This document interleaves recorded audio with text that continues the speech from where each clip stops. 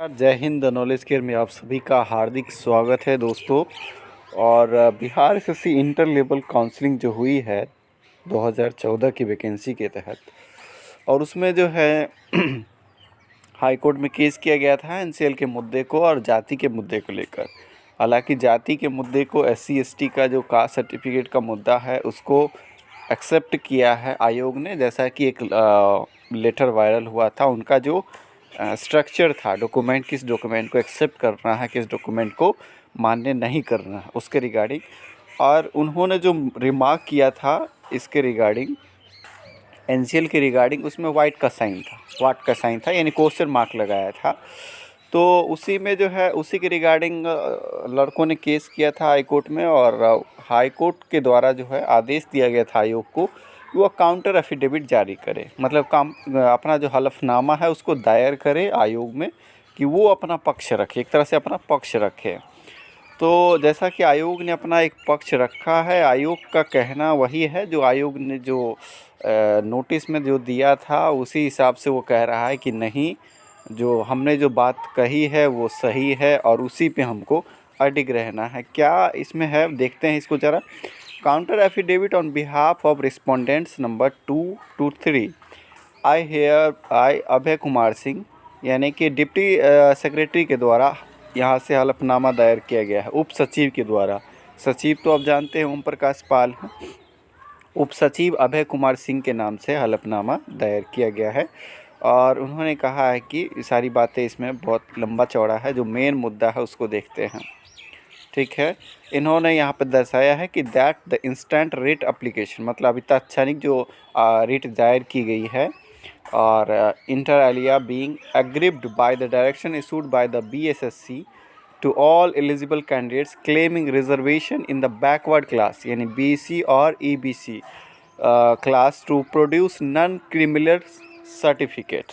ठीक है, NCL के मुद्दे को which has been issued on or before the last date of submission of application 31st August 2014 / 13th March of 2016, यानी कि दो डेट मेंशन था, 31/10/2014 और 13 मार्च 2016, यानी कि दो बार जो फॉर्म खुला था उसके according in pursuance to the advertisement number 06060114 for the first intermediate level combined competitive examination, यानी इसके रिगार्डिंग जो है लड़कों ने रिट दायर की है और इसके बारे में इन्होंने यहाँ पर दर्शाया है।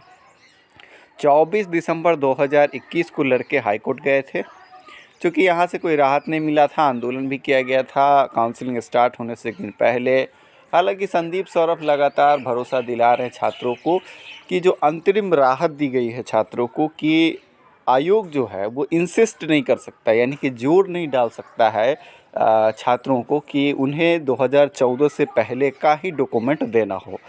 जब उन्होंने कास्ट के मुद्दे को मान लिया है, और एक बात और है कि सीजीएल के संदीप सौरभ ने जो मजबूती से बात रखी थी उसमें इसमें कहा गया कि सीजीएल की जो वैकेंसी थी सीजीएल 2 की, वो उसी डेट को आई थी, उसी विज्ञापन, एकदम शब्दावली भी सेम है, उसके बावजूद आयोग यहाँ पर दोहरा रवैया क्यों अपना रही है। तो आयोग का जो कहना है काउंटर एफिडेविट में, जो मैंने पढ़ा इसमें, उनका कहना था कि छात्रों को जो है फॉर्म भरने के समय इसकी डिमांड नहीं की जाती है, लेकिन उन्हें सलाह दी जाती है कि वो इस तरह का डॉक्यूमेंट अपने साथ उसी समय प्रोड्यूस करके रखें। ऐसा ही मेंशन किया था, शायद किसी पैराग्राफ में है, मैं बता दूं। That at the outset it is stated that Commission here in respect to the present competitive examination has already concluded the mains examination। दिसंबर 2020 में मेंस का एग्ज़ाम हुआ था। Result whereof has also been published, 25 फरवरी को result आया था। और in the light of order date 8 December 2020 passed by the division bench.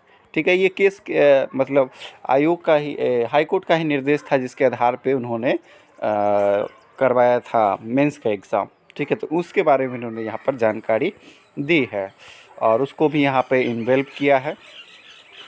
उसके बाद इन्होंने आगे कहा है कि that in view of the interim order passed by the honourable division bench of this honourable court the interim order passed in the present matter may kindly be vacated as over 12,000 candidates are awaiting selection and appointment।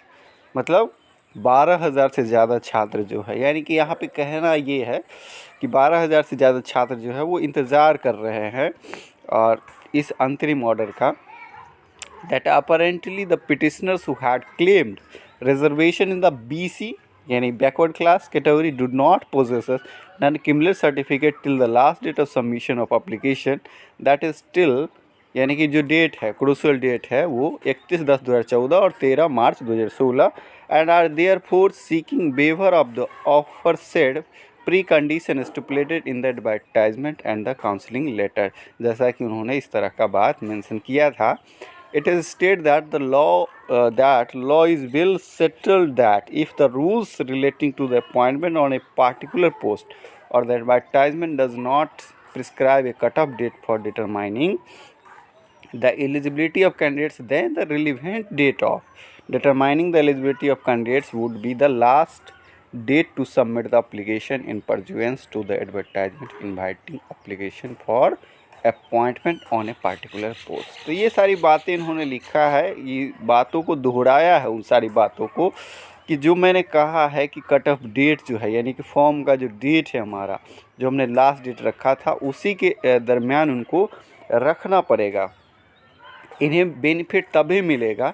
यहाँ पे इन्होंने दोहराया है कि petitioner have claim reservation in the BC backward category would be entitled to the benefit of reservation only if he satisfies the twin requirements that he belong to backward community and is not a member of creamy layer। यानी कि दोनों चीज़ उनको दर्शाना होता है, एक कि वो BC कैटेगरी में आते हो और वह क्रीमी लेयर में नहीं आते हो, यानी कि इनकम का जो दायरा है वो 8 लाख से शायद 8 लाख या 7 लाख है, उससे ज़्यादा ना हो, ठीक है, यानी कि नॉन क्रीमी लेयर में आते हो, उनका परिवार जो है वो रसूखदार नहीं हो।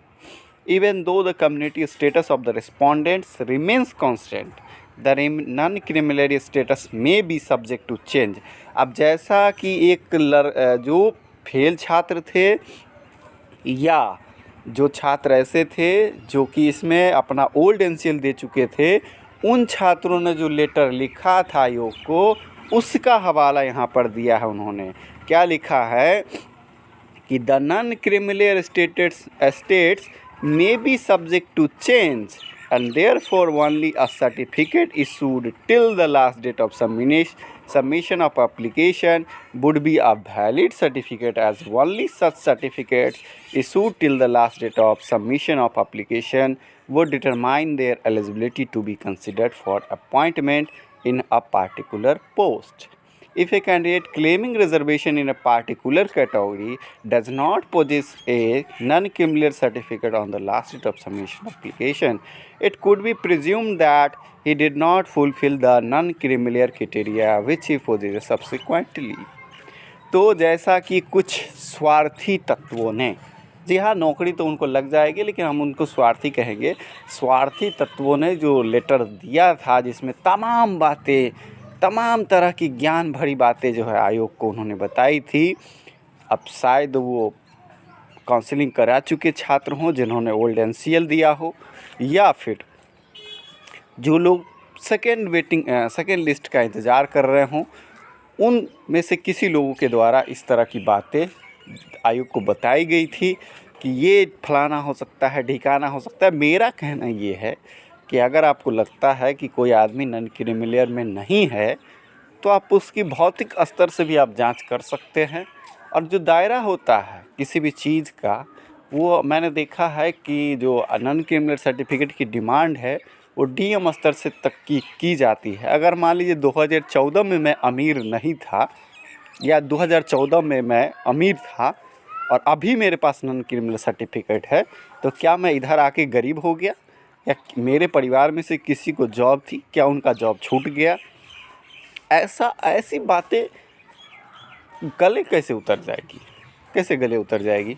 मुझे ये समझ में नहीं आता है कि कोई आदमी जब 2014 में अमीर रहा होगा, यानी उसका उस समय नॉन क्रिमिनल सर्टिफिकेट नहीं रहा होगा, और वो अभी गरीब हो गया होगा, उसकी सारी संपत्तियां धराशायी हो गई होगी, तमाम तरह, एक तो लड़के जो हैं तनावपूर्ण हैं यहाँ पर, इसमें से ज़्यादा तैयारी करने वाले जो लड़के हैं उनकी जो स्थिति है, जो मध्यम भी नहीं आते हैं, लोअर मिडल भी नहीं आते हैं, ऐसे ऐसे छात्र हैं इसमें।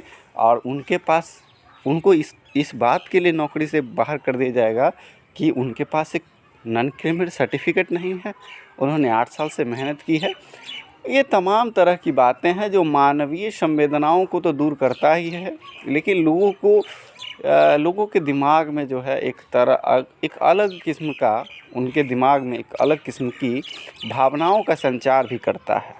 और यहीं से 2 गुट, 3 गुट, 4 गुट बढ़ते जाएंगे और बहाली आते आते एक संघ बन जाता है। जैसे टीचरों में एक संघ बन जाता है, फलाना बीटीसी, डीएलएड, तो बीएड ग्रुप एक हो जाता है, एक एस्टेट ग्रुप हो जाता है, एक टीईटी पास ग्रुप हो जाता है। उसी तरह का कुछ ग्रुप यहाँ पे बन गया। कुछ लोगों ने जो ओल्ड एनसीएल जारी किया, उनका ये मकसद है, वो सोचते हैं कि किसी तरह न्यू एनसीएल वाले बाहर हो जाएं ताकि ओल्ड एनसीएल वालों का सीट पक्का हो जाए। कुछ ओल्ड एनसीएल वाले ऐसे भी हैं जो सोचते हैं कि नहीं भाई, सब भाई बराबर बराबर है, तो सबका जॉब लग जाए। चूँकि आयोग ने ज़्यादा लोगों को बुलाया नहीं है और उसमें से बहुत सारे लोगों ने डीबी को स्किप भी किया है। और तीसरी बात रही कि दरोगा वाले कैंडिडेट जो हैं वो जॉब करने जाएंगे नहीं, उन लोगों ने काउंसलिंग करवाई, चूँकि उनके साथ इनसिक्योरिटी का मामला था। वो सारी तमाम बातें हैं जो छात्रों को परेशान करती है। और सबका अपना अपना नज़रिया है। मेरा भी एक नज़रिया है, मैंने नया एनसीएल दिया है, तो मैं भी ये चाहता हूँ कि नया एनसीएल और ओल्ड एनसीएल दोनों मान्य होना चाहिए। लेकिन कुछ ऐसे भी छात्र हैं जिनको लगता है कि ओल्ड एनसीएल था मेरे पास और उनका काम हो गया है, तो सोचते हैं कि न्यू एनसीएल मान्य ना हो। ये थोड़ा सा दुखद है, परिवार टूट जाएगा, इससे बिखर जाएगा, कोई बड़ी बात नहीं है। और ऐसे भी दंश झेल ही रहा है लोग, ठीक है। तो आप लोग ये समझिए कि आपके परिवार, जैसे आपके परिवार के लोग उम्मीद रखे हुए हैं, उसी तरह का उम्मीद सारे लोग रखे हुए हैं। और क्या कहूँ, बहुत सारी बातें हैं, लेकिन ज़्यादा तो नहीं कहना है। लेकिन हाँ, 11 तारीख को जो है इसका मैं कोशिश चाहूँगा, ईश्वर से प्रार्थना करूँगा कि 11 को ये केस जो है किसी तरह से डिसमिस हो जाए और अंतरिम राहत से आगे बढ़ते हुए सबको समान अधिकार मिले, यही हमारी कामना है। आप क्या सोचते हैं? आप अपना दुख बयां कर सकते हैं, तो कमेंट बॉक्स में ज़रूर दर्ज करें और बयां करें। और अगर आपको वीडियो पसंद आता है तो लाइक करें, चैनल को सब्सक्राइब करें। धन्यवाद।